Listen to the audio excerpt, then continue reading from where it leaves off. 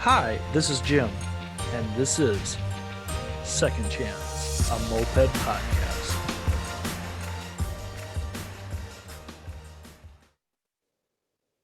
And welcome everybody to another week of Second Chance, a Moped podcast. I'm trying something different, and I tried putting something over for another sock filter over my mic, and I tried some stuff and blah blah blah. So I put this covering on. One of my listeners sent a mask covering that's actually a scooter thing, and it looks like underwear sitting over my freaking mic. So whatever. I forget apparel, something. I'm a jerk. I'll link them in the Instagram feed.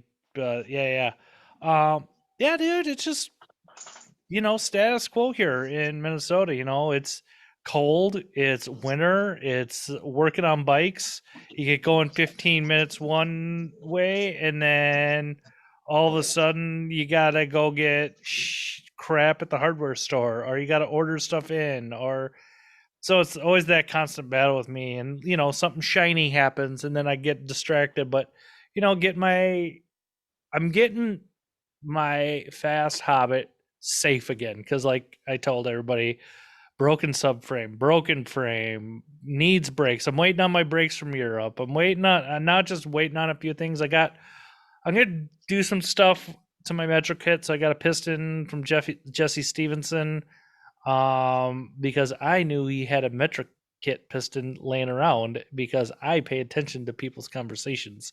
I have a weird, because you guess what, Jesse, you can't find those anywhere. So and I knew he had one laying around, and worthless information. That's what I am very good for. Yeah, it seemed like they got some stuff going on Lover of Pooks, with possibly a few different drag race things going on. I know Jason talked about getting some deal in, then Brad Epps chimed in and he wanted to host it, and I'm like, Brett, you live in the Midwest. What are you doing trying to host a drag race for the South? Why don't you have your own and call it Best of the Midwest? And so I'm calling you out on this, Brett. Fucking do it. I I do my utmost not to bark at people too much. The last time I barked at somebody was Maze, and ask Maze about what that result was. Something positive came from it. But I'm a person who does, and I'm not gonna do. I'm not gonna. I'm gonna fucking get. I'm gonna break my knuckles trying if I can't do it, but it won't be lack of effort. I do. That's what I always try to deliver on my word. Like I tell people all the time, my dad passed when I was young. Severe heart attack, blah blah blah. One thing I learned from him was always keep your word. A man keeps his word. So that's what I always try to do. And also, one thing that I learned from him was a result of his death was be fucking responsible with your money. I just met with my financial advisor again. I meet with a financial advisor every month, and I'm trying to leverage more money for mopeds, and my financial advisor's like, Jim, this is a terrible investment. I'm like, but my Ford stock is literally quadrupled in the last year. Just let me buy more moped. That's the battle I have with my financial. They're like, you're paying us money to tell us how to spend your money. And fine, I'll put more in my 401k, and I'll put more in my fucking mutual funds. Fine. And these are the adult decisions I have to make. But you know what? I'm still spending money on mopeds because I love this shit. God, that was a weird segue to me. But yeah, let's see you, Brett. You have a great thing going on, and give me an excuse to go to Kansas City. That's all I'm saying. Give me an excuse, because I will go get the best fucking barbecue in that town that nobody knows about except for Murray. Murray knows about that barbecue. It's fucking great. It's corner store by. Anyways, I'm rambling. I'm excited. I have no coffee, so I'm gonna be high. I'm gonna be high up here because coffee levels me out because it's the ADD, whatever. But anyways, this is a club I literally heard once. I heard of somebody talking about once, and it was David from Los Chupacabres, and never thought about it. And then I was down in NOLA this over Halloween, and I actually saw stickers for it. I'm like, oh shit! Like, and I met one of the members, and like just this, that, or the other thing. I'm always trying on the guest game, whatever. And I reached out to him. A month later, we got a founder of this club, and I'm just gonna have him introduce himself right now. Hello, guys. I'm Ben Schultz or Ben Misfits in the moped world. Right. Yeah, hello, Ben. How we doing tonight? Wonderful. We hail from Detroit, Michigan. Yeah, We're yeah. uh, we're a Grom club. Nice, nice. I am always trying to find more Grom clubs that just to get on the podcast because like everybody can see the list of MAO official clubs and they got their place and they got their but like Grom like I know they had that one super rally a few years ago, Gromacon, I think, or something like that. Yeah, But GromCon. like and there's a whole bunch of Gromcon. I'm saying Grom so much I'm fucking tongue twisting out in Nebraska that I don't hear anything from a lot of Grom clubs. So like I was really excited to hear from you. So Ben, before we get into going on you and your club, let me ask you this: here on Second Chance, a moped podcast, we go through people's moped journeys, i.e., the very first time they ever saw a moped to like, smile ride, milk parlor journey, and what's like today. So, Ben, let me ask you, what is your very first memory of a moped? Not necessarily getting on, but like conceptually knowing that's a moped.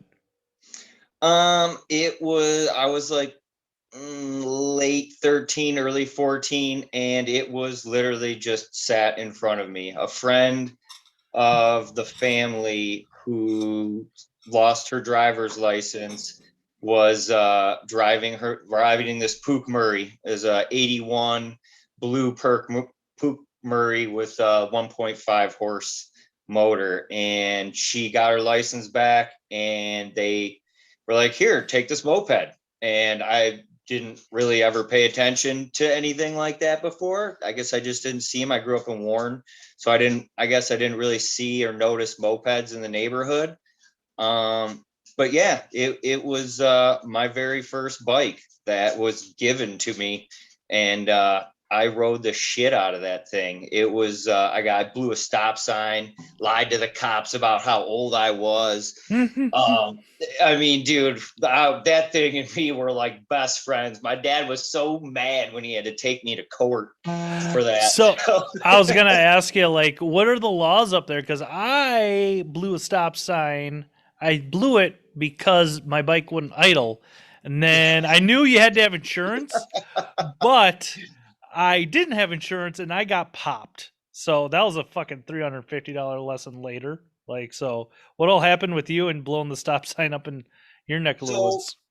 in Michigan, it's a $15 registration sticker. That's all that it is. And Oh there's fuck, dude. no insurance required, no plate. You just got to put your sticker on your bike and pay 15 bucks every 3 years. But here's the thing.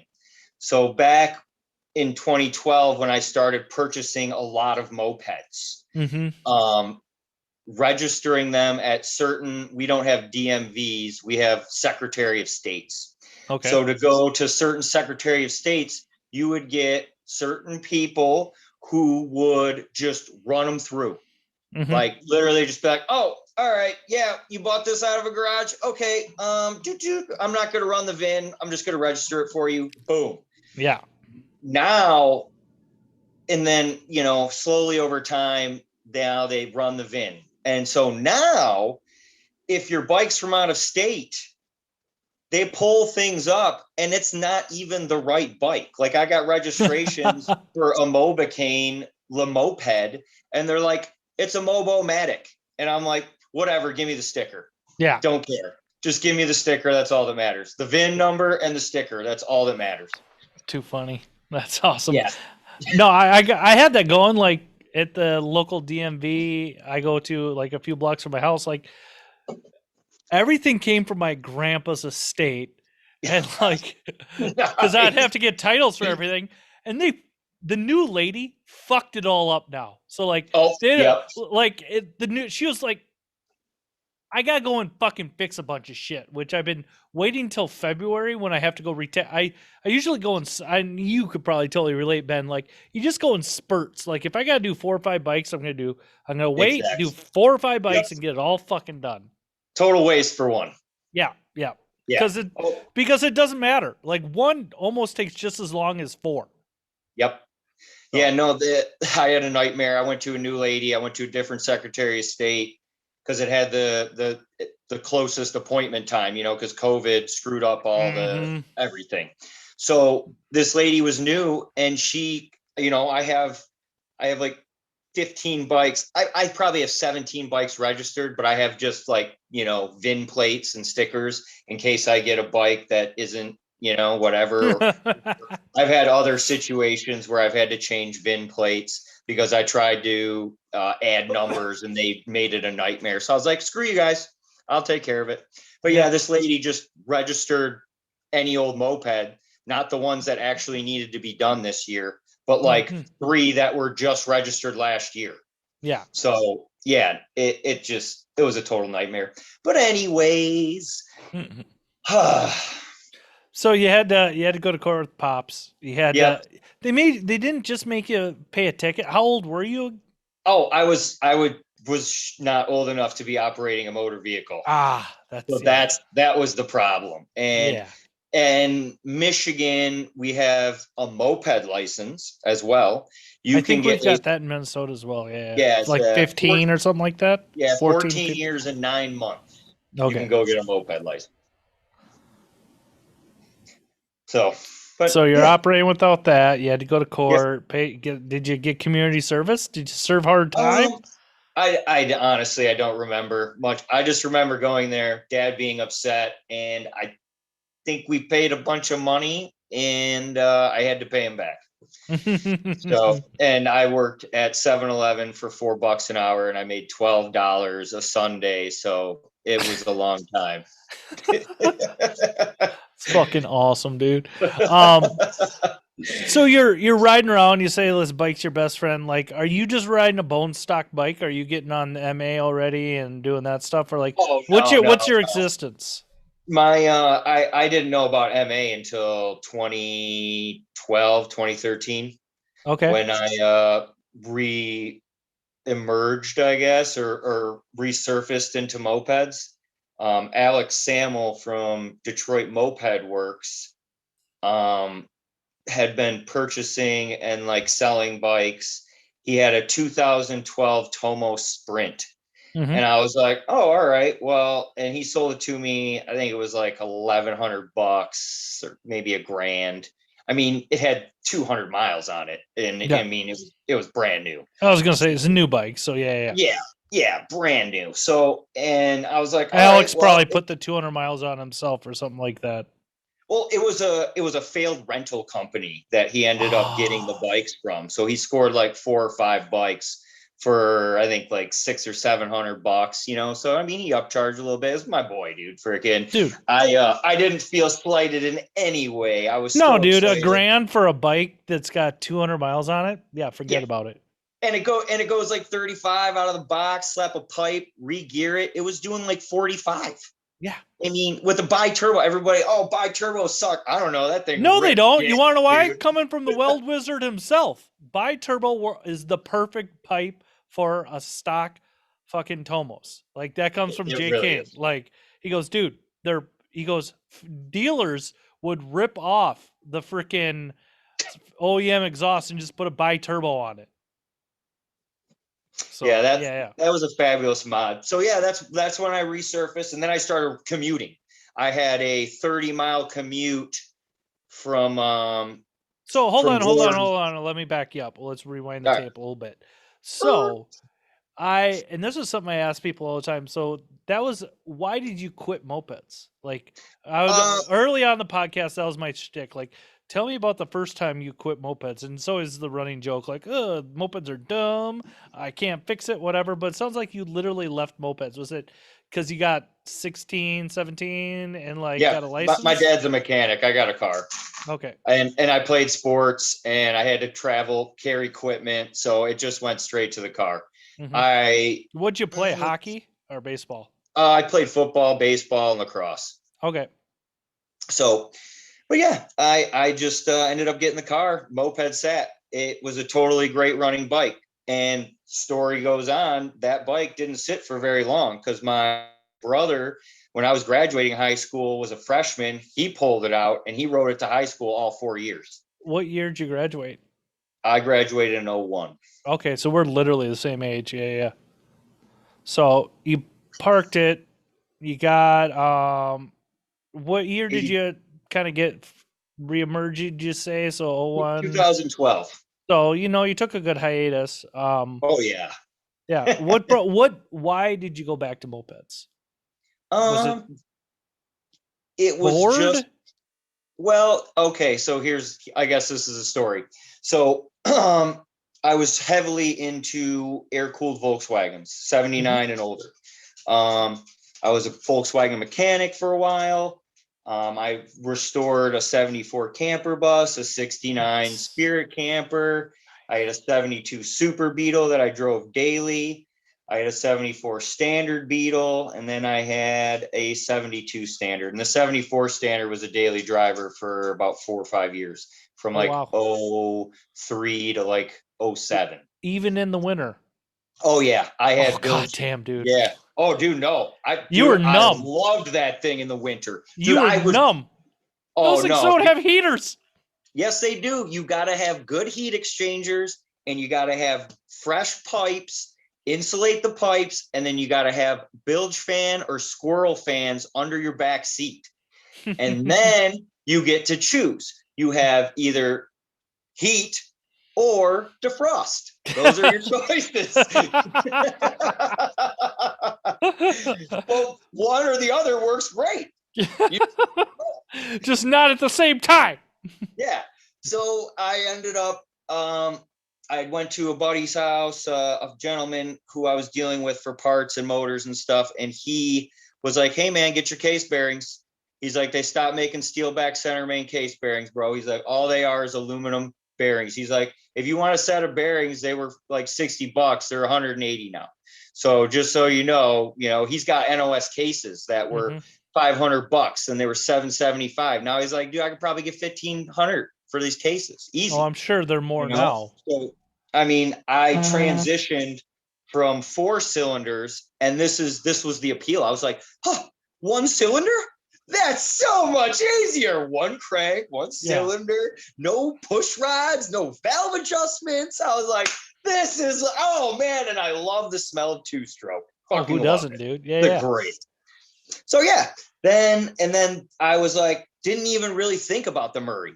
The Murray was like back, I didn't even think about it. And then Samuel, when I was buying the when I'm buying the Sprint, I was like, I have an old moped. And he's like, what is it? I was like, a Pook Murray. And he was like, shut the fuck up, dude. Mm. He's like, that is the step through Magnum. He's like, Yeah. that's a unicorn, bro. He's like, that's the coolest thing ever. He's like, you can rebuild that. And I was like, oh, okay. And he's like, go on treats. And I think I spent $1,200 on treats. And that was, before I knew about sales. That was like me just going in so excited. Yeah. Like just was like, I'm going ham. I want, I bought parts for the Tomos. I bought parts for the Murray. And then I ended up blowing up the Tomos. Of course he did. And it had a bad top end bearing, which I guess was a thing. I guess they had a bad run of them or whatever. So anyways, top end bearing blew.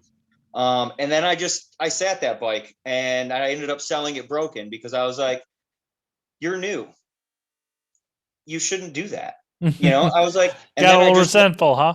yeah. And I was like, dude, I'm just going to rebuild the old stuff. Like, and that's what I enjoy. Like, I enjoyed the restoration of my vehicles. And the thing with Volkswagens is just like mopeds. If you're riding mopeds, you're working on mopeds. Yeah. If you are driving Volkswagens, you're working on Volkswagens. That's just the way it is. I mean, so I mean, yeah, and that was the transition back. It was from 4 cylinders to 1 cylinder, and just the movement that was happening in Detroit at that time. MCR had just formed in 2011. They were out of this little fab shop. I'm drawing a blank on the name of it right now. And yeah, they ended up getting a clubhouse through Alex Samuel, owner of BMW. Mm-hmm. And he was like, hey guys, I got this building. It's kind of crappy. I'm going to throw some money down. He's like, if you guys put money into it, then, all you got to do is, take care of it. Mm-hmm. And so we took care of it. We paid for the stuff. And, that slowly became the MCR clubhouse. Was that the And old nasty? yep, the old nasty, the legendary old nasty yacht club. And that and the patch in the clubhouse, I was just like, oh, I just want a freaking patch. I just want to rep, and I just want my own. I want to be a part of this clubhouse, And I Mm-hmm. was working on houses. I had a house already at that time, learned a bunch of stuff, and I was like, all right, me and my boy Mark Brightman, we were doing electrical upstairs. We're adding plugs. Like I did a bunch of insulation. I worked with the roof guy. I built a bike to trade roof services. We called it the Roofle bike. It was, I mean, seriously, I haven't built a piston Port Marini that matches that bike since. That Oh bike yeah. did 40. It ripped right off the line. Like if I wanted to load it in my truck, I would just step off the bike, rip the throttle, and that thing would just pop up, set the wheel on the tailgate. Nice. Best bike I ever built. And I built it for somebody else, which is awesome. Cause Yeah.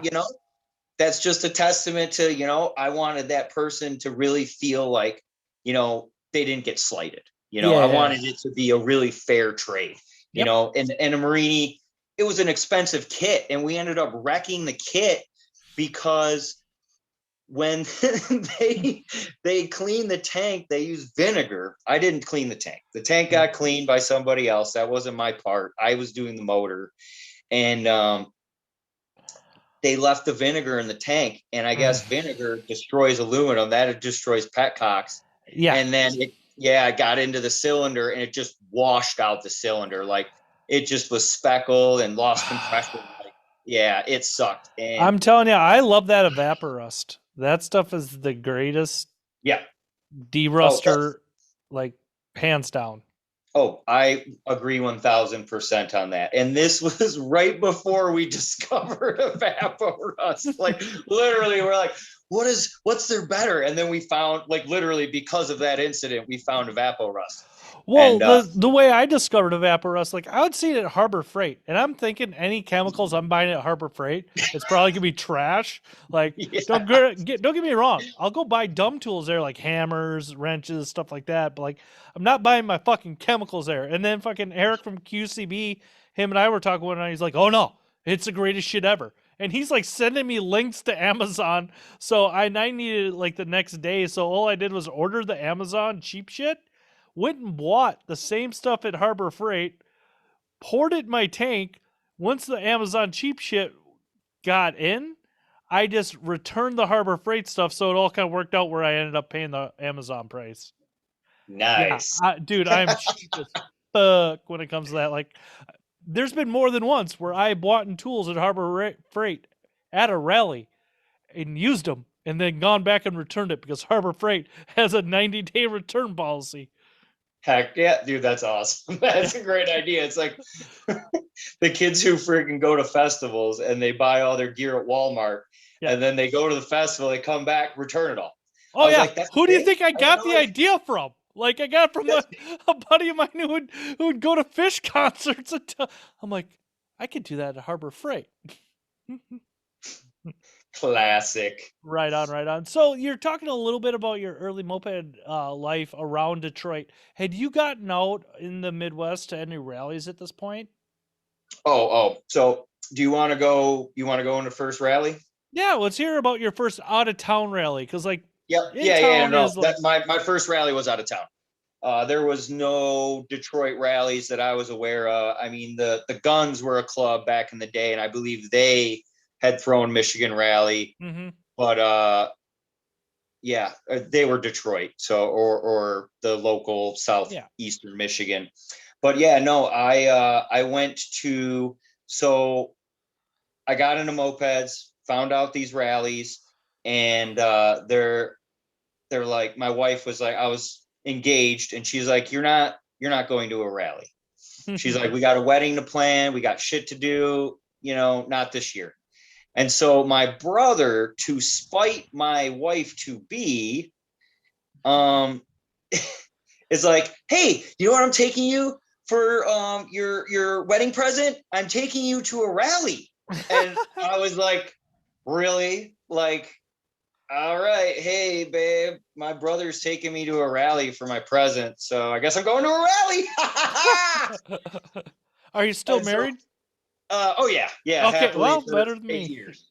So yeah, Nice. well, oh, I got lots of. Oh, I almost got divorced before I got married. She's like, if you Yeah, come home with more moped, I ended up buying a moped on our wedding day, and then I gifted it to her so that I it's could the get that moped in the collection. it's the gift that keeps on giving. I'm buying it, my guy. Don't worry. But Yeah. back to your first rally. Back to your first Okay. rally. So my brother and I load up his van. I forget, he's riding the Tomos. I brought my Sprint, and I believe I brought the Murray. Um, so yeah, we go down to Lafayette, and it's my first time to Lafayette, which is the home of the Purdue Boilermakers. Okay. And yeah, the Lafayette's rally was probably, Honest John's. well, I'm going to say it was the worst rally to go to because it was the best. Oh, okay. Because we got there Friday, we we went on an early evening ride and then a late night ride Friday. Mm-hmm. Then Saturday there were 3 rides. Nice. And then because at midnight we had adventure ride. And rallies are where you make the bonds that of the friendships that you are going to carry for the rest of your life. Mm-hmm. Because I got lost in the woods with, oh gosh, I can't remember, Cesar Futomaki, Okay. and then fucking hey, now I can't remember his name, Chris. And responsible John. That's I'm sorry. Yeah. So it was amazing because we got lost. There were supposed to be all these arrows. It was a wild ride, and we found one of the Yetis, and he didn't even know how to get out. I mean, so we got a whole pack of like 12 people following one bike, and we couldn't. I mean, finally we got to the road because we were supposed to ride through the park and then rendezvous back at like this spot by a river. Yeah. And they were like, yeah, the arrows, follow the arrows. And we went in and we rode around, and the arrow that I saw was pointing the opposite direction I was riding. And I was like, oh, we're doomed. Yeah. Dude, you know mopeders were in there fucking with those arrows and turning them the wrong way. Oh, I guess it's like a county park or whatever, and Yeah. it's pretty well maintained. And they were like, because they were just gone. Everything was gone. So they were like, yeah, somebody had to come through and take all that shit. So Yeah, that's fucking hilarious. yeah, that was interesting. But yeah, and then I believe we had a Sunday morning rally ride, and He it actually was made this. I don't think I haven't hit a lot of rallies because I got into mopeds in 09 and then Rona. And like I still have yet to ever hit a Sunday morning rally ride. they are usually the best actually. Sunday morning is like the survivors and all. And that I guess like Sunday morning is another like bonding time because it's like you're only going to be there with the club that's hosting and a few of the homies, Mm-hmm. and it's a lot more intimate. And it's the more you rally with the club, the more you know these people and learn about people, Yeah, and yeah. sometimes you learn things you don't want to know. The overshare comes out. It's always Yeah, great. Like, yeah. yeah. Um, Hey man, nobody's perfect. Nobody's oh, perfect. dude, I am a fuck So up all the time. I'll be the first yeah, one to admit it. Like, I'm going to offend you. I'm going to say something at the wrong time. I'm going to stick my foot in my mouth. Allow me to know because I'll generally apologize because I don't want to hurt people's feelings, but I do. But whatever. Um, so you go to that first rally. Your wife doesn't kill you. You get her a bike for her wedding present. yes. Um, what else is going on in your moped life at this point? Like, have you had the?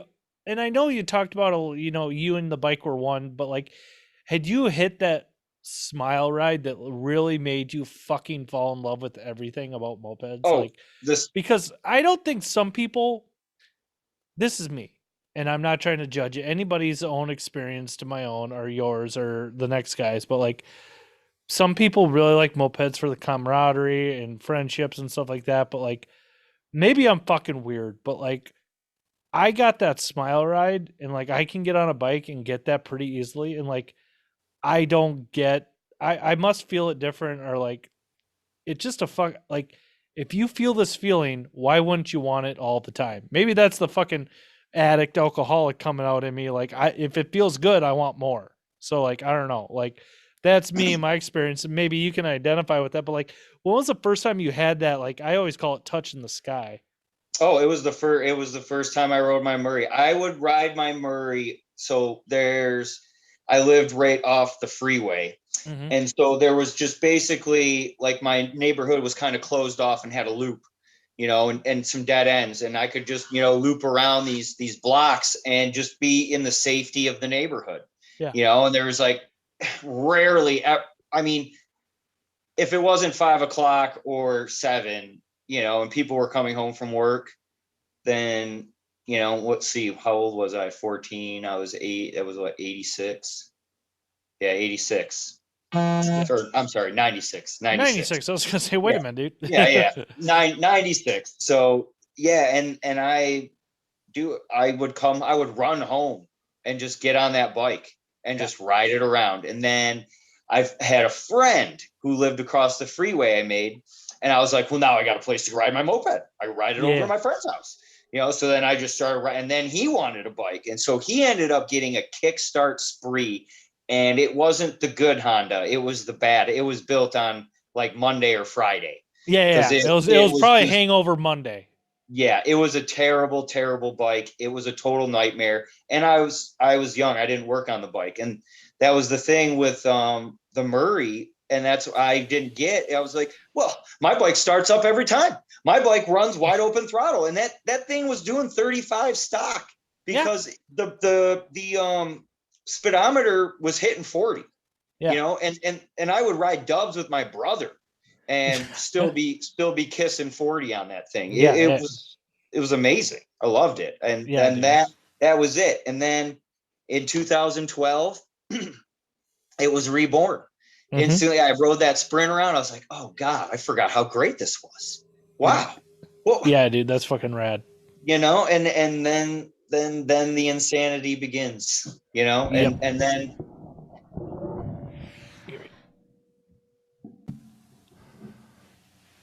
Dude, that's fucking rad. So yeah, we're kind of talked. We're still very early on. You had that yeah. buddy across the highway, the spree, your bike works, blah blah blah. You you took a break from mopeds, just being a young teenage kid. You fell back in love with it. And how you went to the Ypsilanti or the Yetis rally. What'd your wife say when you bought her moped for your wedding? She Had she was been like, riding it all at this point, or was she? so yeah, so I had bought while I was working on the Murray, I bought a Bianchi Matic with just an MO1, Okay. and I put a carb and an intake on it. I bought like the last 15 millimeter intake for an MO1 Marini, and I put like an EV race pipe on it, black with a silver baffle, and it did about 35 in a tuck. And I was riding Mm-hmm. that, and I put, Downhill. yeah, yeah. Well, no, it was pretty good. I mean, for what it was, it was reliable. Mm-hmm. And so yeah, I got her on the Sprint. We were going to the head shop, and we were taking all back roads. It was only like a mile and a half away. And when we came up to the first major road to cross, she's like, "I'm scared," and I was like, "You're 27 years old, man up." And she did, man. She crossed the road, and man, by the end of that ride on the way home, she had the smile. Dude, that's fucking And rad. that's how I got her hooked. And then for that wedding present, so I had run in I went to the Dayton, Ohio rally, and I had met the controversial Daryl Fairchild, and he had the most amazing Superman Sebring with an M1 Polini kit, stock reed block. I believe it was opened up intake, and I think it was a 1412 shot. And this thing ripped from the second you open the throttle all the way to 45, and you could ride 400 pounds on it. Like Daryl Fairchild and his wife would ride dubs. Alex Samuel and Holly rode dubs on it. Just Nice. ripped. So I was like, oh my God, M1 Sebring. This is the greatest moped ever. How do I get one? Where do I get one? Oh, they're kind of hard to find, bro. Yeah. And so I searched, and this kid in Grosse Pointe had one. He wanted to sell it. I told him I'd give him 500. He wanted 550. And then he pulled back. He's like, I don't want to sell it. So then again, he wants to sell it again. And I'm like, all right, dude, I'll give you 550. But he had taken the rack off, the original handlebars, and like one other trinket that was kind of important. Headlight fairing. Why? And just because he cafe'd it out. He was like, cool guy. I'm cool guy bike. Oh, So God damn. You know yeah, what? That's a phase of mopeds I'm glad I skipped, because guess what? totally. Your cafe shit looks dumb. Oh, dude. So I pestered this kid for over a year and a half. I was like, I'll give you another $50, bro. Just give me that luggage rack. I need that trombone luggage rack, bro. Yeah. Like, so I got it. I bought him a beer, gave him a few extra bucks. He came through finally. I was so excited. Well, what the fuck was he gonna do with it? Did he have another fucking bike laying around, or what? Like, no, what? No. He had a Pook, like a Pook 4-speed, some rare, crazy Pook thing. Yeah. But okay. I picked that up. Well, it's the most comfortable bike. Have you ever rode a Sebring? No, but I just see, this is I'm gonna fuck it up, but like, I can will stuff into existence. As in, like, I mentioned to my buddy Lee, I would like to buy a Grand Prix. A week later, I found one. Now, I know people have been looking for years for them. And like, I can't say that, like, so like, I can find shit if I just kind of will it into existence. Like, I looked for Hobbit mags for like 3 months. I found 3 sets. Like, so I mean, Nice. it's shit like that happens to me. So like, I'm kind of in the market for maybe a certain Tomos right now. I don't want to put it out there because I don't need everybody and their fucking cousin like giving me ads, because that gets real annoying. Hoarder Eric, every time there's a fucking Hobbit advertised in Minnesota, the fucking kid sends me the advertisement. It's kind of hilarious.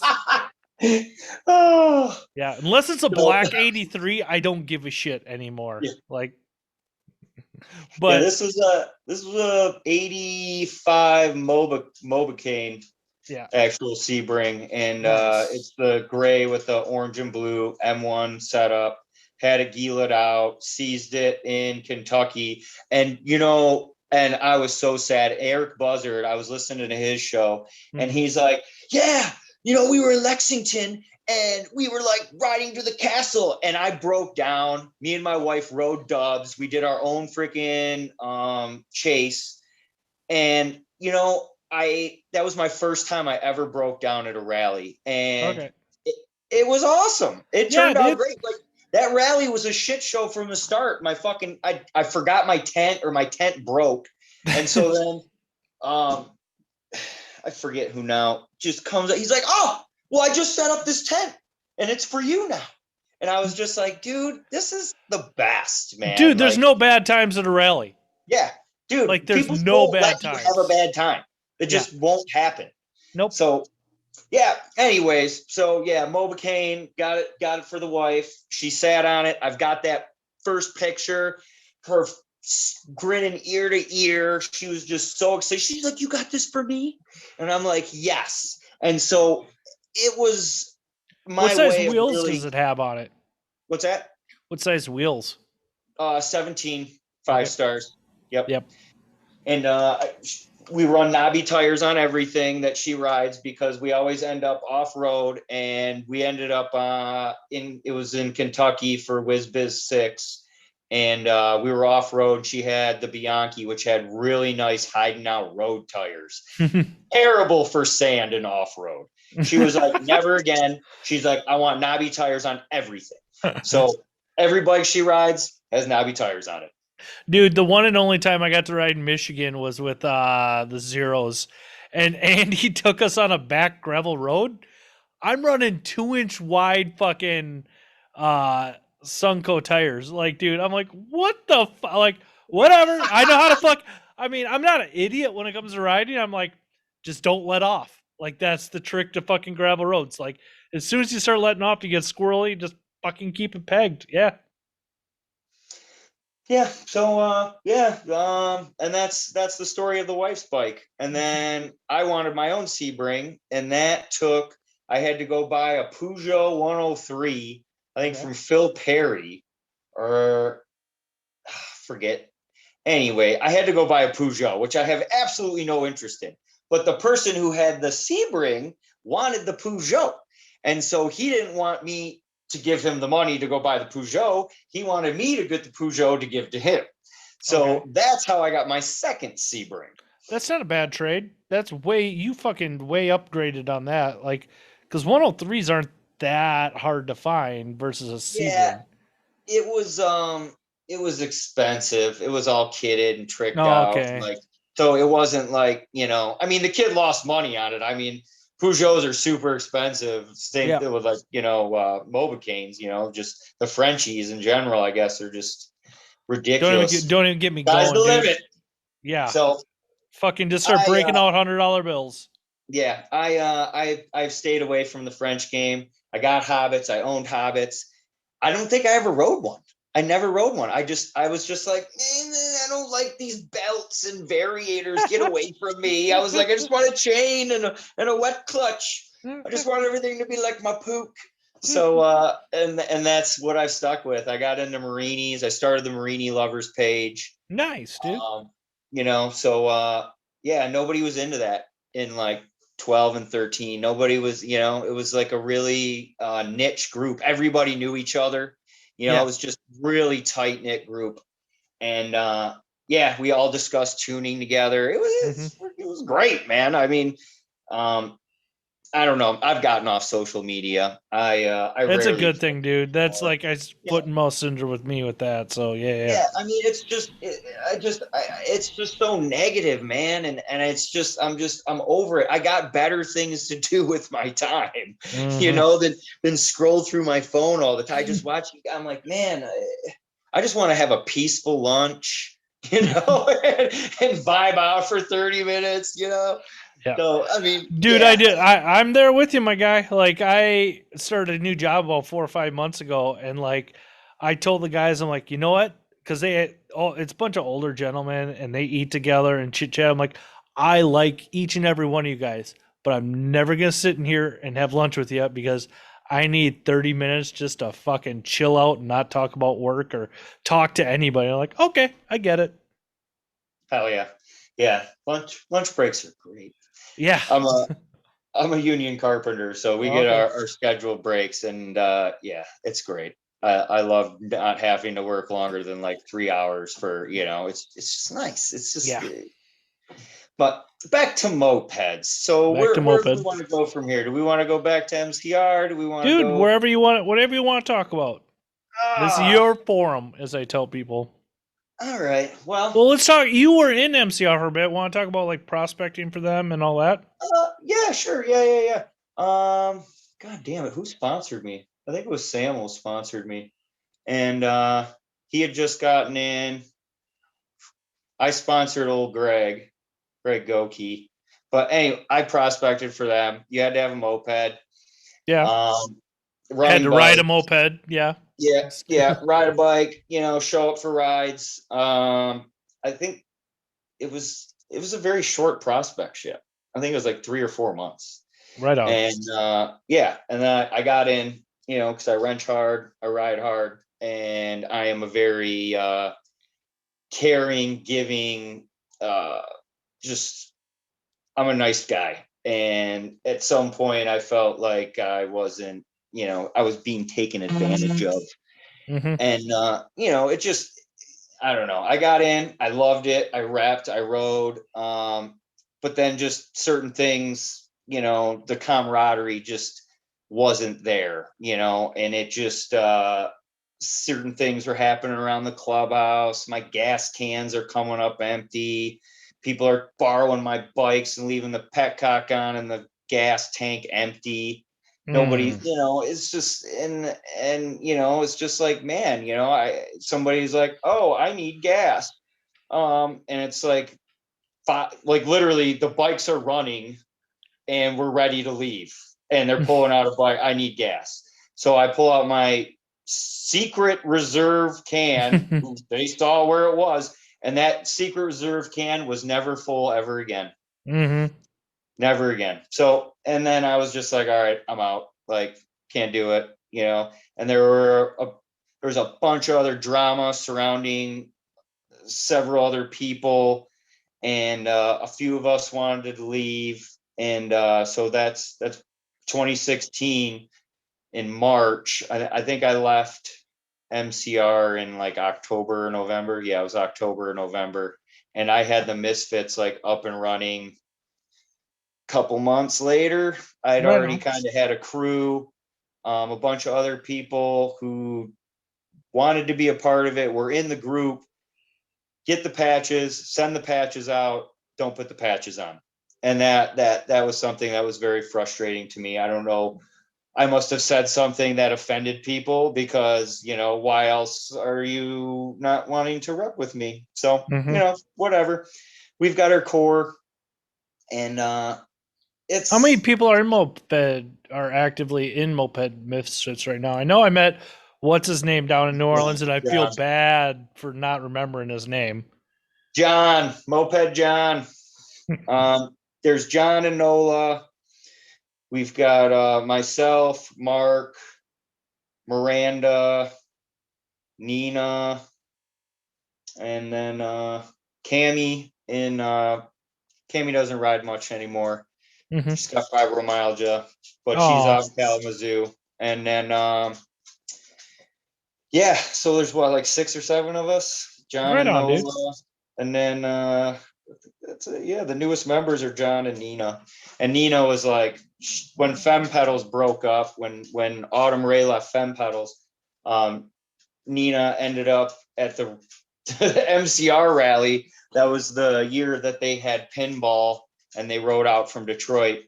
And we showed up at the evening party, and it was just funny because, like, when we see each other, we were like, oh, you're the person I wanted to see.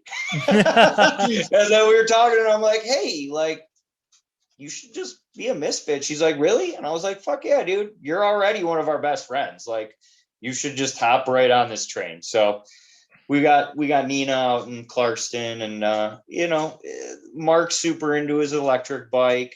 Mm-hmm. Miranda, and he's got wrist problems, so it's all about vibration. Yep. Same thing with Miranda. She had a wrist injury, and so she's got an Onyx.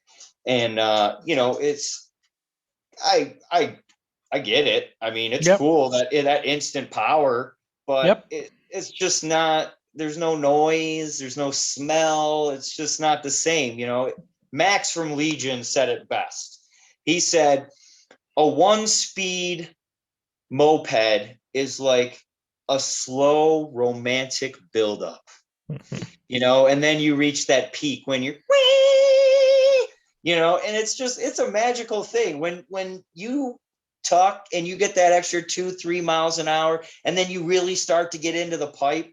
Dude, that Mm-hmm. first time you do that, I called it the magic. I'm like, oh, it's the magic. This is it. It finally works. This is what it's Yeah. supposed to do. Oh man, the early days of tuning, dude, Yeah. rough. Oh, Yeah. but yeah, in 2016, 4 Misfits, and then we hit, I think, 11 rallies that year. That's awesome, dude. Yeah, we hit Richmond, Virginia twice. Our first rally ever was Ride and Chatter. Oh yeah. And I met some people that you know, like John from QCB, who's no longer with us. RIP, brother. Love you, Mm-hmm. dude. That guy was amazing, dude. I only got to know him for a weekend, and I was like, dude, this guy's hilarious. Like, Yep. and Thomas and Ashley and Mouse and just Alexis and all the people out in Richmond. And then you got all the Smoggies, you Mm-hmm. got Zach and Patrick. And I mean, dude, we went out there. We walked in. It was an 8-hour drive. We get there, and it's like midnight. Mm-hmm. And I walk in the door, and they hand me a boxer. Like, oh, you need a beer, bro? Welcome, And then like Judd and Max are like rolling up in the corner, and I'm like, bust out this giant grinder, just start grinding it up. And dude, they were like, oh, who's this guy? Where'd he come from? Oh, we love this guy. And so, like, dude, we're all just raging it, like, and I'm not a super late night person, but we Yeah. stayed up super late that night, and it was fun, dude. And we had a great ride Saturday. It was cold as a motherfucker, and it was magical, dude. I made a whole bunch of friends, and then I ended up going to, and that was our first East Coast rally. At this point, we hadn't really been out of the Midwest. We had done Whiz Bizzes, we'd done that Yetis rally, we did Salute Your Ports, both the Salute Your Ports rallies. And I think that was Damn Riders and Zeros. I went to Wrong Rally Fuckface, and then I forget what the freaking first Damn Ride was, but yeah, that was just, I was in the little Midwest circle, and then I was like, it's time to get out there. It's time to like really like meet these people that I've been talking to. And so went out to the East Coast, met the East Coast kids, met Lost Boys, the Lincoln Street Lost Boys. Fuck yeah, dude. Love Up Jet. Mars, fucking Yeah, Fred, Parker, all dude. those. Yeah. I mean, it was incredible. Like, Yeah. and then even Super Todd and his girlfriend came out from Ohio. And, that was when I got super close with him. We're in his van, late night style Saturday, sipping homemade moonshine. And, it was awesome. And then that drive home sucked. Oh, Yeah. my God. And I'm the driver, dude. I'm the driver. She's like, if you want to go, you're driving. And I'm like, fuck yeah, I'm driving. Fucking drink a couple Red Bulls. Drive till I get there. Don't Hell yeah, stop dude. for anything other than gas. If you Yep.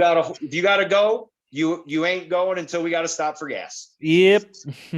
Dude, That's that's how you get way places. the way of the road, as they say.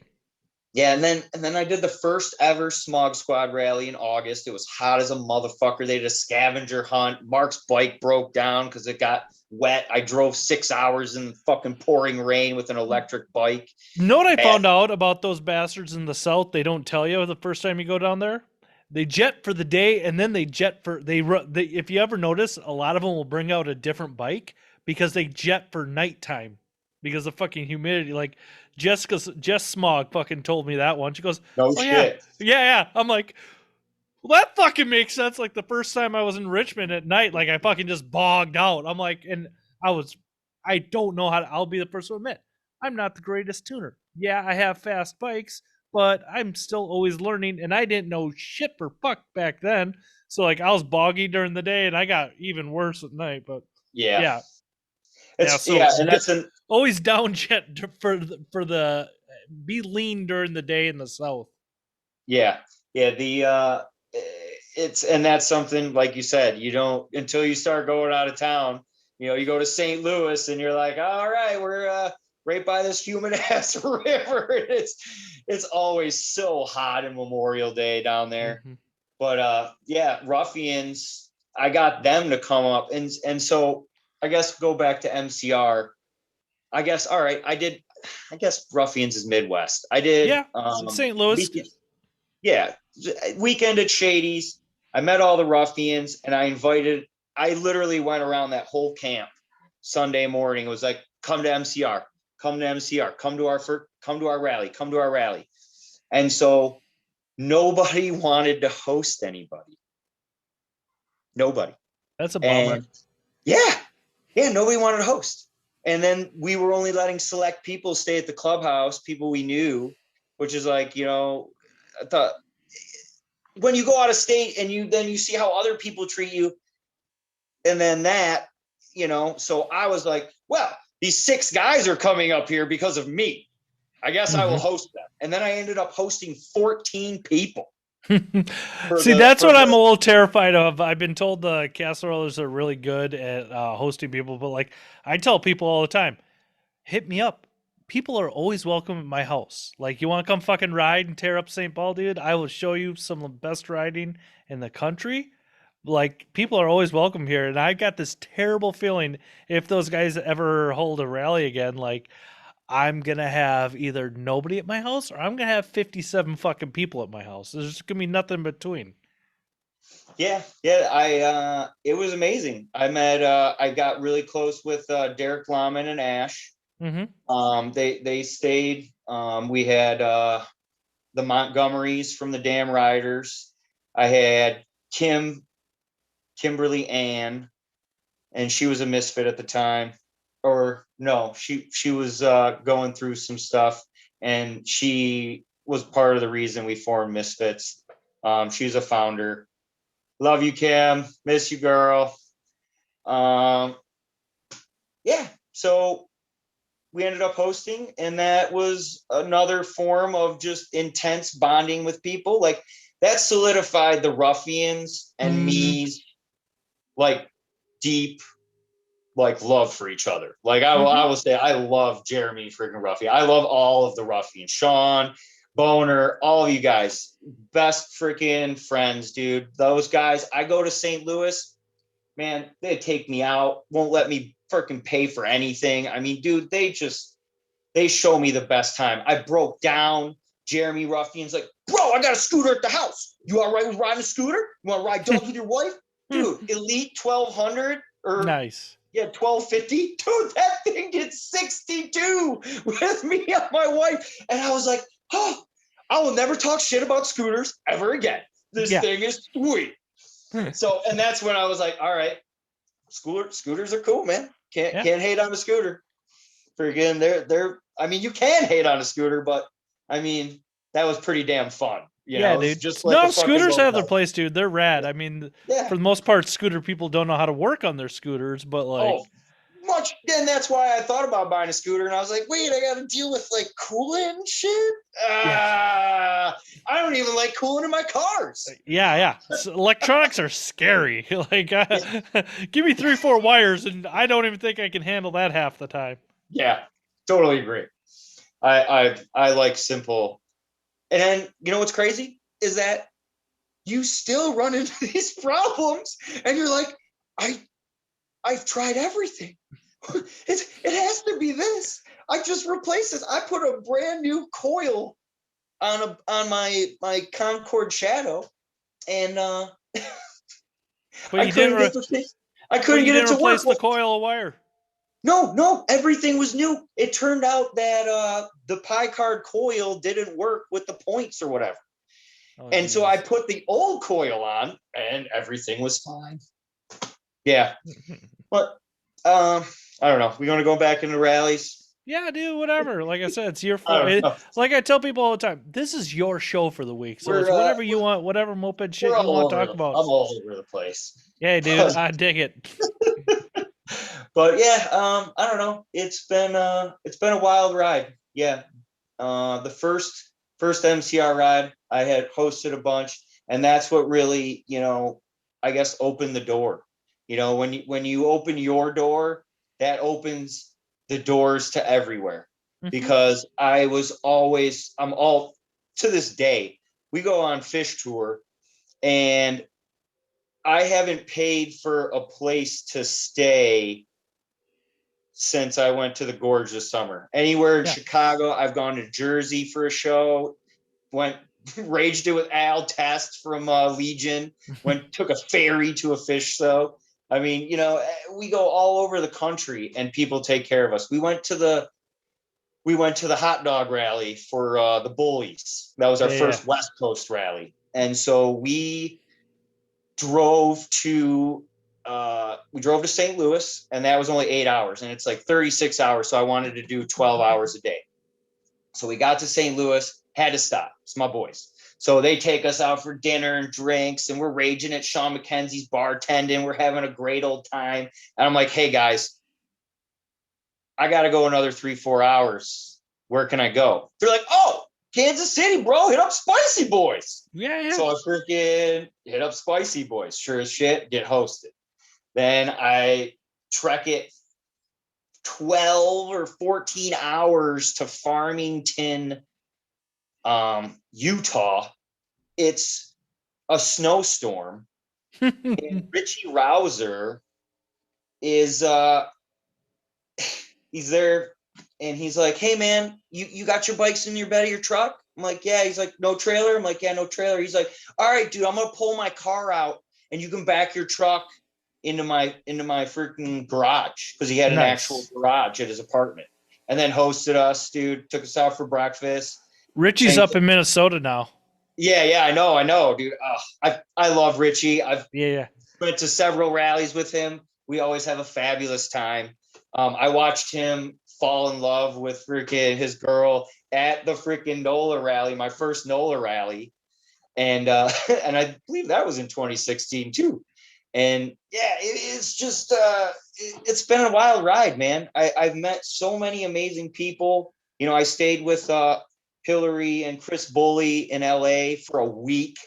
My boy Nico up in San Fran hosted me. We slept on a yacht, freaking Nice. in the harbor in San Fran, like in the bay. I mean, dude, I have had some wild, amazing experiences, but you gotta get yourself out there, you know. And I met Nico from the first MCR rally. He came out, flew out.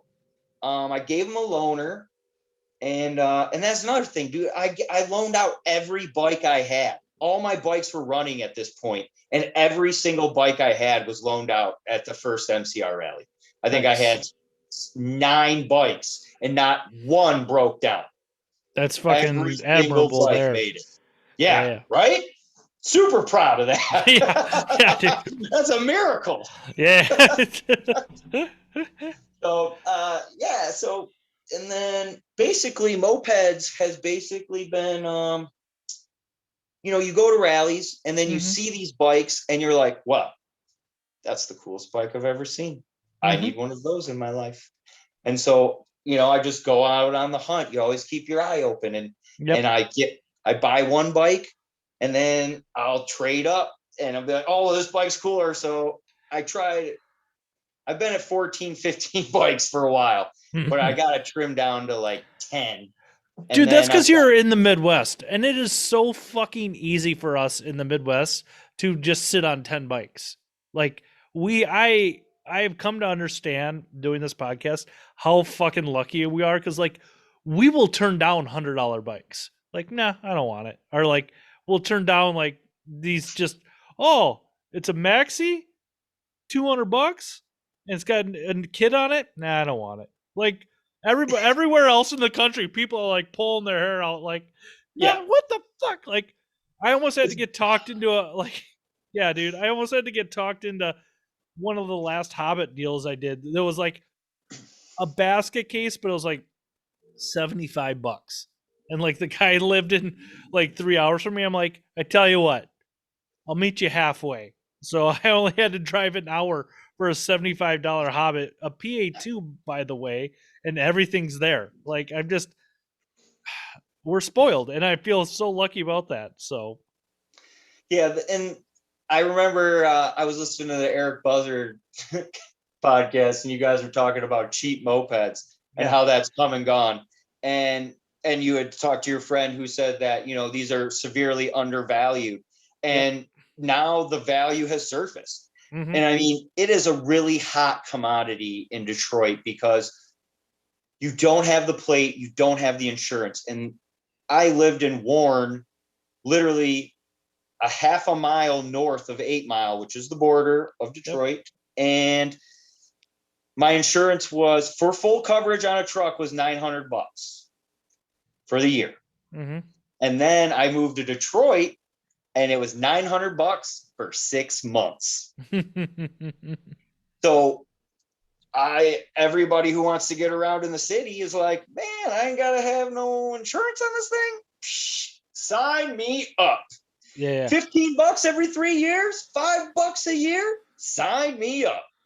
I mean, it's just Alex Samuel, DMW, they have put hundreds of bikes. Back in 2012, if you were riding mopeds and you saw somebody on a moped, you knew that person. Mm-hmm. 2020, 2021, 2022, you're riding around, I see somebody on a moped, I'm like, oh, who is that? Who is that? Oh, Mm-hmm. I have no idea who that is. That's awesome. But I'll be like, hey, Samuel, I seen this bike today. And he'll be like, oh, that's my customer, blah, blah, blah. He's really nice. It's got a kit, dude. It's awesome because he knows almost every single bike that he's put back on the road, So it's awesome. And that Detroit Moped Works. Mm-hmm. Oh, Dude, they're so fucking awesome. Boys. Yeah. Bro, you want to talk about spoiled? I want a spark plug. Woo, go down, grab it. Oh, I need a cable. I need anything. Dude, he's got it, dude. Mm-hmm. I mean, I need a kit for a Pook. He's got it. And if he doesn't have it, he'll order it for me and he'll hook it up. You know, and I ain't got to pay for the shipping. He's I love Sam. I love you. Detroit Moped Works. Check it out. Let me ask you this, and I always find each city interesting how their moped culture is and with Misfits. Did you guys ever have a ride night pre-COVID? I know everything's all fucked up right now because of Rona, but people, this is my one, you know what? I believe in scientists. I'm going to say it. I've got my shots. I've got my booster I'm going to get. I believe that's going to help us get through this, and just please do the right thing. And there's my spiel for this. But dude, it pisses me off. I'm sorry. For rides, we've never really had a ride night. And I guess the reason is because freaking we just are adulting, and I guess I don't know. It bums me out that we never did, but it's the clubhouse. It's the lack of the center. Now we do ride meetups because most of us live in the city. And so we will ride to a bar and then we will go for a ride around Belle Isle or through some cemeteries and, go take a cool route, maybe ride through the hood, check out some abandoned shit. But yeah, as far as a ride night, it's never been a thing. I'd love it to be a thing, but there you go, dude. I'm jabbing all these old clubs and stuff like that. Everybody say, and I see it too. And that's a fear and insecure in me that the scene's dying off. Well, I'm an asshole, and I'll be the first one to admit that. But I have my own issues with everything and stuff like that. But one thing I will say, the Twin Cities scene does very well. They're Thursday nights. They meet up, and this is not a bullshit number. If it's a decent summer day, we'll have anywhere from 20 to 40 mopeds on a ride night. Nice. That's because it's consistent. It's consistent. It's consistent. It's consistent. Just like this podcast, it's big. It's a big deal for me to put it out every Wednesday night. Consistency, and people will show up. I'm on. This can be episode 93. How the fuck? And I'm not counting any of the specials. How the fuck? A fuck up like me did 93, and I took 4 weeks off. And ever since then I've been consistent. I mean, that's it's just like in life, dude. And being a carpenter, you want to be successful, show up. And that's my spiel. I'm sorry for going on my tangent. Oh, it's all gravy. Yeah, so I would like to host a ride, but here's the thing, man. It's the clubhouse, all right? And there's no clubhouse in Minnesota, though. Well, I'm talking, so MCR lost their clubhouse. They didn't do the necessary work that it needed to pass inspection and yada, yada. Bob bought another clubhouse. They've been working on it. Kudos to them. Congratulations. I bought my own clubhouse for $4,000 in 2016, and it has been a nightmare. For $4,000 on tax foreclosure, you get what you pay for. Yeah. I mean, I got 4 decent brick walls and maybe 30% of a roof, like 60% of a roof.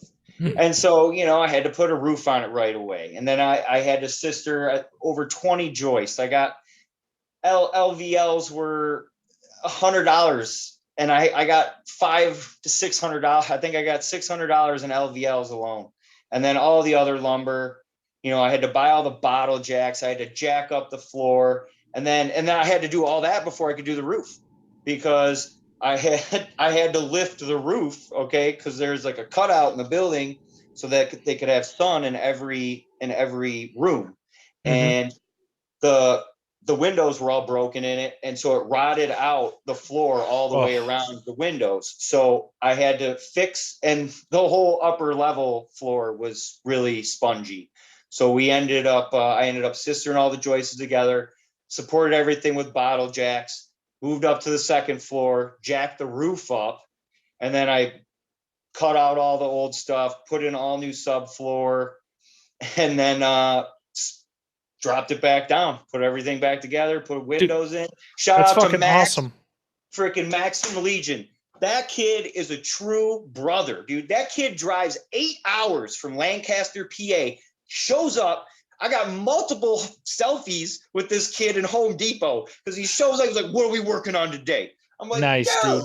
You are the fucking best, bro. Like, every time he comes out, something gets done. It's like, dude, best fucking dude ever. Love that kid. Freaking the wheelie master. Yeah. I was gonna say, is he? Yeah, he's. Yes. I want to learn his. Dude, I watch his videos, and I'm watching not the wheelie. I'm watching what he's doing with his throttle, because I think that's where the magic is. Oh, well, that and the brake. He'll tell you all day, brake, brake, brake, brake, brake. It's all about the brake. You gotta have killer brakes. So, but freaking clubhouse life. This year was monumental. I finally finished. So I had to do the roof. I had to do windows, siding. I don't know how many hours of tuck pointing I got in, but I got a lot of hours of tuck. Yeah, I was gonna say, buddy. It was an old restaurant, so there was like an I-beam header above the door and the giant windows, and so that had rotted out, and there was a plate welded to it, and there was a soldier course of standing bricks, and those had all fallen out. Not all of them, but they were falling out. And so I would have needed a structural engineer, architect, permits, lots of things. Probably would have cost me $100,000, I was told, and I got it done for $8,000. Nice. And I had 2 homies come out. I rented a forklift. We we put in two keys in each corner, and these, it was square pipe, about yay big, maybe 2-inch, and that held up the entire front face of the building while we put this new I-beam in, and then put in new soldier course, and and that was huge. Like, that was huge, because the next year inspectors are slapping, fines on my door. Like, "Oh, you can't do it. You got to do that. Are you storing things in here? Blah, blah, blah." And that's when Detroit really started to change, like 2017, 2018. That's right around the old Nasty got closed, wasn't it? They got closed, right? Yeah, 2016, 2017. Yeah, because I had Ian Roush. He was my freaking ace. He was my ace in the hole in Detroit, dude. That kid came through every time I needed heavy lifting. Dude, he came over and helped me paint my front room one day. Like, I was like, "Hey, I need you to help me move a couch." And he was like, "Oh, you're cutting in? Here, give me a brush." Just beautiful cut. I mean, he knew how to paint. I mean, dude, this kid has just been there. And so he came out and was helping me with the clubhouse, because I had shit I needed to take care of before the inspector come out. And he was like, "Bro, if I knew that we could have just been working on the old Nasty to keep the old Nasty, for the last like 2 years. He's like, we could have just fixed it and had it. He's like, but I'll help you keep your building, bro. And I was like, I love you. You're the best, bro. Freaking comes over, just help me move so much stuff, just throw shit out. Oh, I was occupying the building and I had to make it look not occupied. So I Oh had to yeah. take, I everything electrical. I've got free, well, we're not going to say. We got other things You were going on. you were there. Well, you were Yeah. there. Well, and we got it done. I got the inspector in there, passed inspection. Everything was great. One love, freaking Ian, you're the best. And so now this year, well, then we had to do the sewer main. And again, Ian Roush in the freaking house, running the excavator, digging it out, freaking in the trenches with me. Anytime I'm like, oh man, this sucks, dude. He helped me do my sewer main at my house. I'm like, dude, this is terrible. I can't do. He's like, we're gonna get through it, bro. Just such a positive life. Yeah, I was gonna force, say man. it sounds like a really rad guy. Oh, dude, just such a positive life force. And then, you know, and he would just show up and be like, we need to work on my truck today. And I'd be like, fuck yeah, bro, let's work on that truck. Whatever you need, I got you, dude. Yeah. You know, and so, and mopeds, man, mopeds make you the best friends. Yep. You know, it's a beautiful scene. And yeah, it's the camaraderie, but like you, I love the bikes. And so what's up with the clubhouse now? Oh, so all right, yeah, I got sidetracked. So hey, dude, no worries. This year, big things happened this year. So we did the sewer main. I did a bunch of pipes on the inside back in like 2017, and then I was started wrenching out of it. I didn't have a garage. I did my sewer main at my house. I had to tear my garage down to complete it. So I'm wrenching out of the shop. I've got a dirt floor. I'm losing anything that's like this big, freaking gone on the ground, gone. I think I maybe found one thing that I dropped in 3 years. So I finally, like, I started being a concrete carpenter. And, you know, I've just kind of Homer Simpson through life. You know, I just go where the wind takes me. And, you know, if I want to pursue something, I pursue it, you know? And so I got into carpentry and I built my own garage, and then I got into concrete. And so now I'm like, I know concrete guys. I need to get this concrete done. So I ran the rest of my drains. Dude, I'm not a plumber, you know? So it took me time, and I try to take my time and, you know, do it good the first time. I had to redo a couple things as always, but, you know, hey, dude, I'm a true do-it-yourselfer. You know, I don't pay anybody to do anything if I think I can do it, you know, and if I think I can do it, chances are I can do it. So I got the concrete slab poured at the shop. Nice. And now I'm just letting that bad boy cure. And then I'm going to epoxy that shit. And then I already got pre-built walls. Once I cut that pipe flush, I set that wax ring, I put that toilet in, they will come. There you go, dude. They will come. So you got floor poured, walls you're gonna put walls on the inside, you're gonna have your own bathroom. Like, are you gonna try to start, you're gonna have to get on social media to kind of get the word out about your shop. Yeah, that's what I hate about it. It's like, man, dude, let me say something, brother. Instagram, like, there's a little less propaganda and whatnot. Like, that's how you and I hooked up, so it's not all bad. But yeah, dude. No. But yeah, I mean, yeah, I have a consistent ride night. That's the biggest thing I can say to anybody to foster a scene. Like, and that's not even my words. I just seen the action here. Like, yeah. I hope to host. I really just want to host a rally. I've talked to a lot of people who are like, yo, I can't wait to come to the first Misfits rally. Let me ask you this. Short rides or long rides? What's your thing?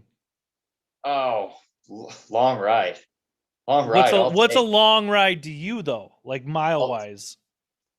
I mean, I guess it depends on where you're at. Because if you're in Chicago, you know, you can go 5 miles and it take you an hour and a half. Well, you're in Detroit, so like you could probably travel 20 minutes and you're out in the country. Nah, that's the thing. Detroit's huge. I can blast for, how long does it take me? I live on the far east side, and I worked on the border of the west side, right at Dearborn. And it was 16 or 18-mile commute, and I could get there in 25 minutes. And that's the thing, in Detroit at 6 a.m, there was this guy in an Audi, and we would race each other every morning. Like he would stop at the lights, and I would be timing the light, and then the light would be green, and I'd be in the pipe, and blast past him. Then he'd go past me going 60 miles an hour. And there were days I'd go to work and I wouldn't see him, and I'd be like, well, I hope he's okay. But yeah, I mean, and that's I love the city, because you go to New Orleans, you go to these other major cities, you can't blast. You're at a stop sign, you're at a light. Detroit, I've taken a lot of people on rides. Anybody that I've hosted, I usually take on a ride. And Squirrel, he's just enamored with how open it is in the city. Like he got on a Sebring, and we're riding, and I look back and I'm like, where the fuck is Max? God damn, did the bike break down? It's one of my best bikes. Freaking, he comes rolling up. Hey, I got it. And I'm like, what do you mean you got it? He's like, I can wheelie this motherfucker. Let's go. and dude, that was the most likes I've ever gotten at any post ever, was Squirrel doing wheelies on my Sebring, my M1 Sebring. Dude, that's fucking so rad. Yeah, and we were in this spot off Hamtramck, and it was just an abandoned industrial road. There was in a dead end, and we were just riding up and down it. It was like a mile and a half long, and we're just freaking wheeling. I'm doing photo, videos, everything. And he was just like, dude, this is crazy. We're in the middle of the city. I'm like, I know, dude. I know, it's crazy. You just go to certain areas and there's nobody. Freaking, nice. Yeah, me and my wife have gotten crazy lost one time leaving a bar. I was like, I don't need my GPS. Have you, is there what's the abandoned road situation like in Detroit? Because Kansas City is fucking weird. Like, for a city like that, I've never seen so many abandoned roads around that city. It's so fucking rad. Like, there's some closed off stuff, but it's just how awful the roads are. Like, once I find a paved route, that I'm probably going to stay with that paved route, unless I'm going hosting a ride or we're going on an adventure or something, then yeah. But if I'm commuting and I find a good road, I'm like, that's it. This is it. They just repaved Mac. I live off of Mac. I'm like, I'm taking Mac everywhere. Yeah. Dude, that's fucking rad. That shit makes me so happy. You say, what's the bike you're looking for today? So, to go back into prices on bikes and whatnot, there's cheap bikes out there, but I'm not finding them. I mean, I'm also not looking super hard. Exactly. So I went into, and there's only certain bikes I was looking for. I was looking for a Royale Sebring, and there was one out in Pennsylvania, and I couldn't get a hold of Squirrel, and I didn't want to buy the bike and make him, go without talking to him first. So I pulled back on that bike, and I'm in DMW, and there's just this dilapidated piece of crap with these faded rims, the acorns, they're red, and it's a Royale, but all of the good parts are on this other guy's bike. And so it's just a V1, just a V1 frame. I don't even think I took a motor, and it was $300. And I was like, I'll give you 200. He's like, bro, it's a V1 Sebring. And I'm like, yeah, but look at it. He's like, I'm giving you a good deal. And I was like, all right, you are. And so I had to strip the tank. I took all the I painted it. I bought the original decals, and it is a Royale Sebring again, even though it's not truly the Royale. It's a Royale. It's got the frame. It's got the motor. And so, yeah, that was a bike that I just kind of fell into. That was one of my bucket list bikes. And then I scored 2 Concord Shadows. And I never thought I would have one Concord Shadow. I traded Ian a Roadmaster, a kind of crusty Roadmaster for his Shadow. Or no, I traded something else for that. And the AMC Roadmaster? Yeah. What? I've got one. I've got one. What? That's not something to brag about. I'm just letting you know. No, I'm fucking with there. Dude. Oh, magical bike, dude. Those are unicorns, man. And so, yeah, I've got I guess so I got the Concord Shadow from Ian, and then I scored another one from Dude, one of you the want a Zero Roadmaster? I can find you a Roadmaster. Like they're Jared from Zeros had a $300 pile of Concord Shadow, and I was okay. like, I'll buy that pile of Concord Shadow. So and then I built both of them, and I bought the Lambo mags off Treats, Mm-hmm. and I'm a wheel guy, and I am like, and I'm just I just hoard. Like I'm terrible. Like I bought the 43 millimeter, DR kit for V1 because it's not going to be there. You Yeah. got to buy it when it's there. Yeah. It's like, dude, so many parts have disappeared. Mm-hmm. Like, I am so grateful that I got in when I got in. I got in like right at the very apex of like moped parts. Like Weekends was still putting out parts. You What had had wall okay. stake and hammer clutches. Okay. What happened to Weekends? Because I can't find anything about them because I've No idea. I bought one of their pipes. It's on my Marini, and anybody who's seen my Marini run knows that that fucking pipe is one of the greatest pieces that I own. It is just a magical, magical pipe. Whoever tuned and made those cones and they did their research, they must have loved Marini because that thing rips from the second I open it up all the way to 50. Love that bike. But so Concord Shadows were unicorns. The only thing that I don't have that I kind of want, but then I seen somebody get one and it was a nightmare, is a Monza GT. okay. And Phil Perry's aunt had one that she rode to college, had like Fucking 500 of miles. course she did. Yeah. Fucking I love Phil. Yeah, right. So, and he traded this bike, and I was like, dude, this is your aunt's bike, dude. I could not believe he traded. I mean, he got a bike or whatever, and it was cool, it was fast, but like it wasn't a Monza GT 500, or GT. It's just not. Those bikes. I'm a sucker for an upright. I like the look of that upright. It's very dirt bikey, you know. But yeah, that's. I mean, I've got two Concord Shadows. I've got 85 M1 Sebring, just the gray, blue and or gray, blue and green. And then I've got a LTD Sebring, my M1 Sebring. I got the Royale Sebring. I've got a Colt 2 that's kind of a custom build. Cosmo Colt 2. I don't know if you're familiar. It's got a NOS kickstart bike that I bought off of the Fred from Dose. That was another thing. Like people don't want to pay for these things. Like people, I don't want to pay $250 for a clutch.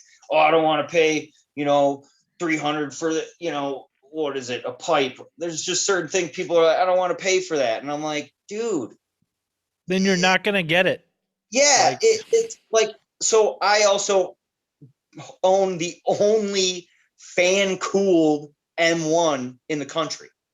Like this thing was on eBay. It's everybody's talking about it on Marini lovers. Everybody, oh my god, you see that bike? You see that motor on freaking eBay? Oh my god, the guy wants like $600 for it, and it said offer, make an offer. So I was like, I'll offer him, make an offer. He took it, $350. yep. Only one. Dude, the exhaust port's like bigger than any stock exhaust port I've ever seen on any cylinder ever. I cannot wait till I blow up an M1 and I get to throw this on. Like, cause that's how I'm not gonna, I buy bikes to like throw other stuff on them. And then I'm like, I don't need all these bikes. The storage is limited. I mean, I got a building, but it's like, if I want members and I want other people to come, I got to have room for their bikes, Yeah. they got to, be able to store their stuff there. So, but yeah, I mean, it's, I'm kind of see, and you know what this bike if you've been to the Zero shop. Like I've fallen in love with that Express SR of Jared's from the Zeros. Like I love those fucking stupid little Expresses. So that's my next bike. I'm half-assed looking for is because they're just fucking. It's the leg shields. It's the perfect blue. I love. Actually, blue is my favorite color, not yellow, because the running joke is all I have is yellow bikes It's true, but like even the fucking Grand Prix, I guess gold is almost a shade of yellow. Like, but yeah, Technically. technically, like, dude, I want an Express SR with the leg shields and everything. Like, and I want to make it go 50 mile an hour. Like, that thing would be fucking wicked going 50, 55. Oh, dude, that'd be scary.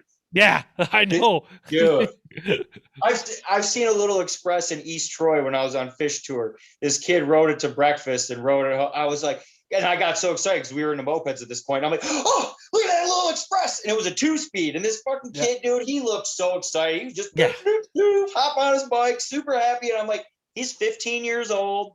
He is living the dream. He's got transportation. He's got a job. He's living it up.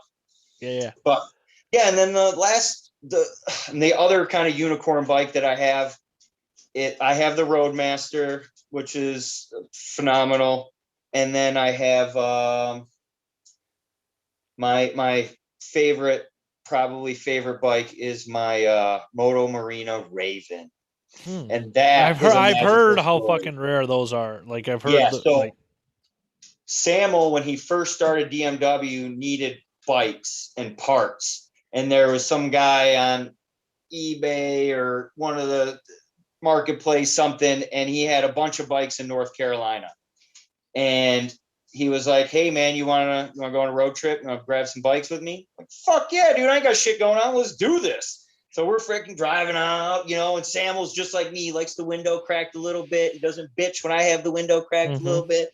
Great, fabulous road trip. We get there, all these bikes, dude, we're like, oh my, half of them, the wheels are rusted solid.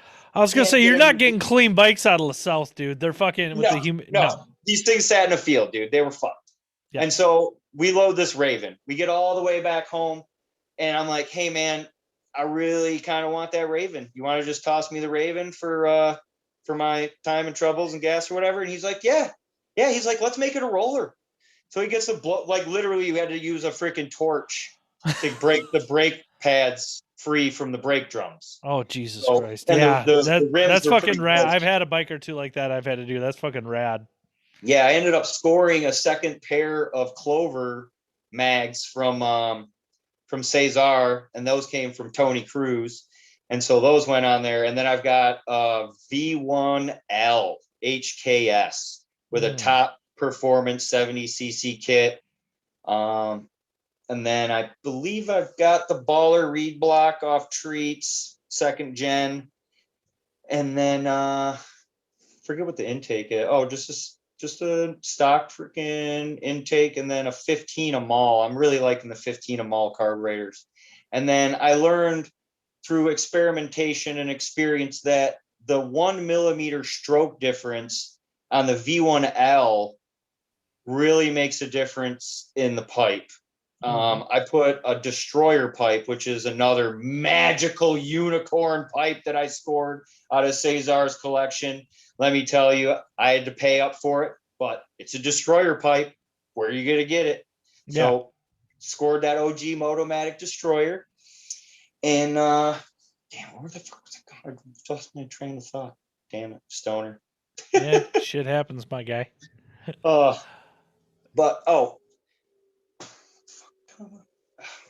Anyways. Dude, don't worry. So we'll talk kind of like I'm getting tired, you're getting tired. Yeah, a couple blue collar guys. Where do you see like things happening in 2022 for you and your club, and just what are your moped plans for this coming year?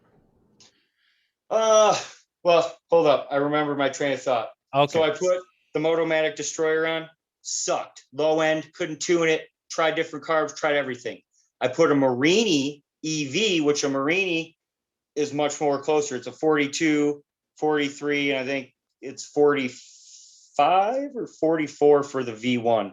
Regardless, the Marini stroke is closer. I put a Marini pipe on, fucking rips. From the time I let go, or from the time it opens, all the way to 50, 51. And Davide, I still want to race, bro. I still want to race. 2022, it's coming. Dude, I'm telling you, Brett Epps, he's talking all that talking all that jive on the Lovers of Pook page on Facebook. He's gonna have a race. He's gonna host it. All right. Yeah. So let's see, 2022. What do I want to do? I want to get a clubhouse with a bathroom, and I would like to get some people in Detroit to ride mopeds with the Misfits. Yeah. So, and I mean, that's the thing is like, I don't know. I've asked other people, clubs, and I'm like, well, do I host like a open invitation event, or do I like just invite only? And they're like, bro, invite only. I'm like, really? They're like, everybody by now. So like, I mean, if somebody knows somebody who wants to go, then they can go. But like, I don't know. It's just yeah, I would like to host a rally in 2022, but I doubt it's going to happen. There's just a lot that needs to happen. I've got a shop full of stuff that this guy bought all this auction stuff, and I've slowly been getting rid of it. But there's still just a ton of stuff like these fire mantles that are handmade in Detroit, oak, and I gotta find these things a home. I there's just all this stuff I got to get rid of. And then once that happens, then it's like, all right, everybody bring cots. And we're gonna do it. We're gonna do it. Bring cots. Friggin', make sure you lock your fucking doors. Don't leave anything valuable in sight, because they will blow your window out and take it. Jesus Christ. But, I'm on the east side, man. It's a little different over here. Dude, I live on the east side of St. Paul, literally called the east side, and like it's supposed to be rough over here. Nah, dude, I love my neighbors. I love my neighborhood. Oh, my neighborhood is the best in the city. Like, we've been voted best neighborhood in the city like 4 or 5 years in a row.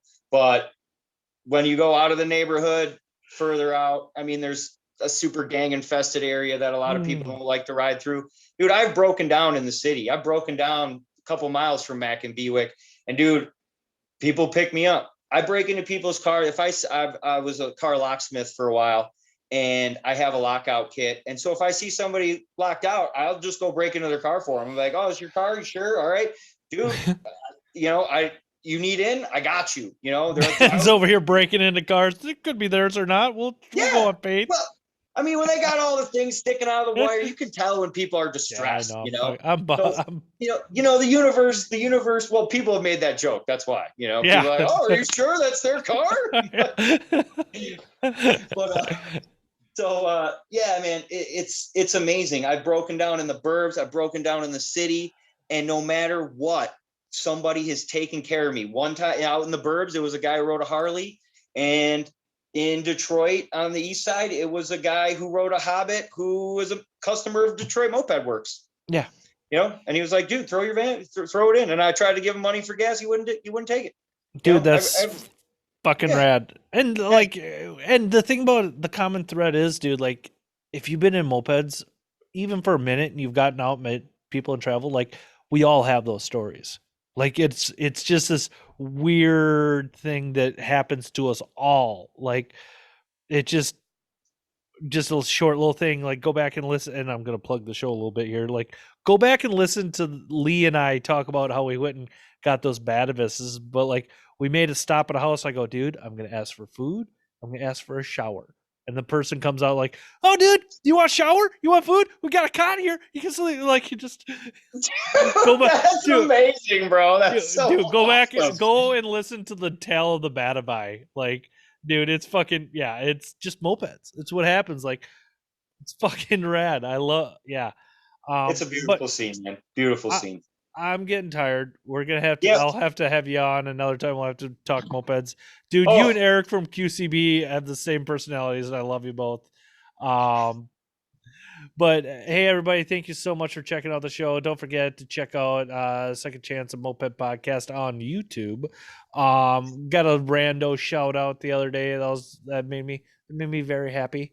Ben cut out for half a second. And, I'm coming back.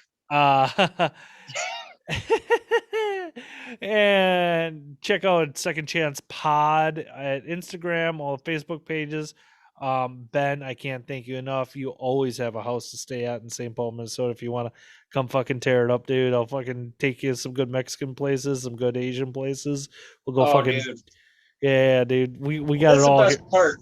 Yeah, When you dude. go, somebody hosts, they're like, I'm going to take you to all the best spots. Yeah, Hey, dude. thank you very much for having me, dude. It Hey, was dude, thanks for a getting ton of on. Don't be a blast. stranger. And don't forget, my guy, mopeds are dumb. Have a good night. You too.